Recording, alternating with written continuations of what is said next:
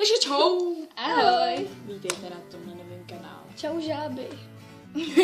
Jen jedna žába. A čau mravenečník. Vítejte na novém kanále. Tenhle kanál se jmenuje Funny Girl. A tenhle kanál jsme vlastně chtěli vytvořit kvůli tomu, že jsme hrozně blbí. My jsme hrozně blbáci a prostě pořád děláme kraviny. Třeba si vymýšlíme různý jakoby příběhy a pořád si je hrajeme.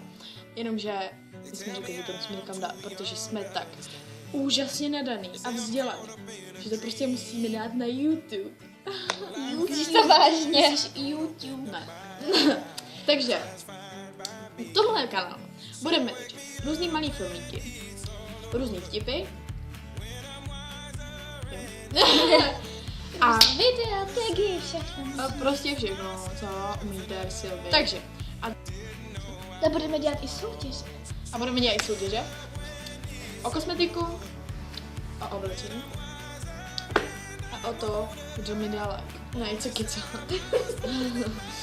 Vidíte? Takže, to jsem tady před.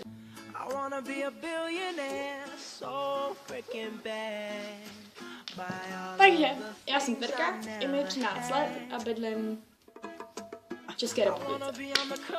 Nebudu tady říkat přesně někde bydlím, protože prostě nechci, aby mě nějaký připadly uchylové, ale to vy znáte už na YouTube a chodím do 8. třídy.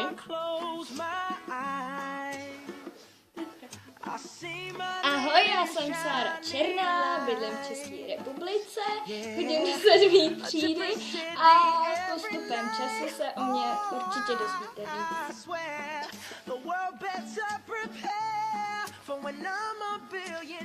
Takže ahoj, já jsem Eliška. No a jedna zásadní informace o mě.